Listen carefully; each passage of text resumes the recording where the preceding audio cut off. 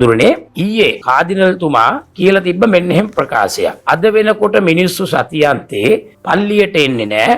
මිනිස්සු football match බලන්න යනවා.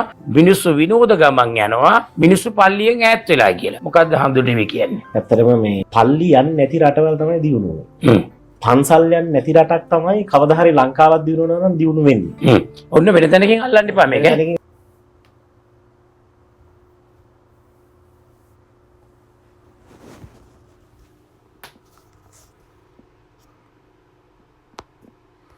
කවදා හරි ලංකාවක් දියුණු වෙනවා නම් දියුණු වෙන්නේ.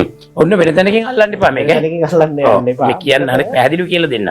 කියන්නේ ආගම් කියන දේවල් වලින් අබින් සහ විසපෝනවනේ වෙන්නේ ගොඩක් දුරට.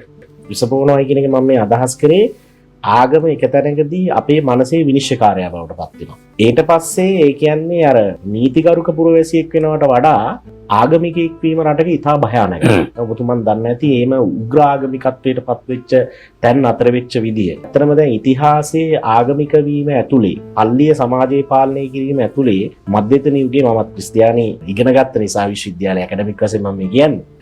ඒකේ මධ්‍යතන යුගයේ මිනිස්සු පාලනය කරන්න යාම ඒ වගේම තමයි අවසානයේ මහා කුරුස යුද්ධ ඇති වුණා. ලේහැලීම් නැති වුණේ. එතකොට මේ සියල්ල තේරුම් අරගෙන තමයි අවසානයේ යුරෝපයේ රජපෞල් තීරණය කරේ තවදුරටත් ඒ කියන්නේ මේ පල්ලිත් එක්ක ගමනක් ගියොත් එහෙම දේශපාලනයත් ඉවරයි සමාජයත් ඉවරයි අවංකව කිව්වොත් ආගමත් විනාශ වෙනවා. කියන ආගමක් රැකෙන්නෙම ක්‍රිස්තියානි ආගම රැකෙන්නේ පල්ලියෙන් ඈත් වුණොත්. බුද්ධ ආගම රැකෙන්නේ පන්සලෙන් ඈත් වුණොත්. පැහැදිලිද? ඔව්. ඒ කියන්නේ මට පැහැදිලි මේ බලන් ඉන්නට පැහැදිලි. බුද්ධ ධර්මය හෝ කතෝලික දර්ශනය කියන්නේ ජේසුස් වහන්සේගේ දර්ශනය පල්ලිය ඇතුළට යනවයි කියන්නේම දර්ශනය විකෘති වෙනවා. බෞද්ධ දර්ශනයේ පන්සලක් ඇතුළට යනවයි කියන්නේ දර්ශනය විකෘති වෙනවා. ඒකනේ අපිට අද මේ සමාජය අපිට වෙලා තියෙන්නේ.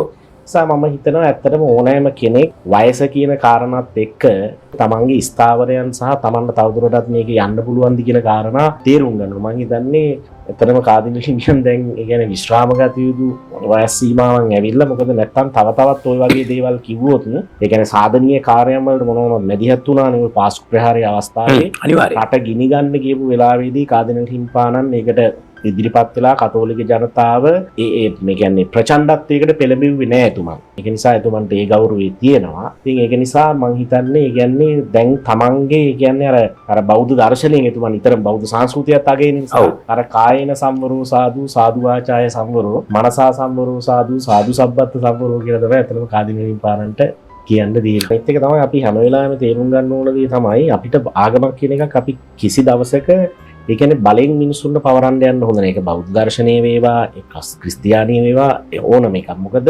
ආගමෙන් පිහිටක් අවශ්‍යයි. කියන්නේ ආගම් තියෙන්නේ ඇත්තටම චිත්ත පාරිශුද්ධිය උදෙසානේ. ක්‍රිස්තියානිත් උගන්න love and kindness. ඒ කියන්නේ ආදරය සහ කරුණාව. ඊළඟට බෞද්ධ දර්ශනයේ චතුරාර්ය සත්‍ය ප්‍රඥා මාර්ගයක් එහෙම තියෙද්දී ඒකෙත් මෙත්තා කරුණා මුදිතා උපේක්ෂා කියලා ඒ කියන්නේ සමාජ සාර ධර්ම හැටියට මිනිස්සෙගේ සිතේ කියන්නේ සමාජයට ආදරය කරන සහකම්පනයක් තියෙන මිනිස්සෙක් ගොඩනගෙන හැටි තියෙනවා බෞද්ධ දර්ශනය. ඉතින් දැන් මේවා ඒ කියන්නේ බලාපොරොත්තුෙන් පැමිණෙන කෙනෙක්නේ අපි ලබා දෙන්න ඕනේ.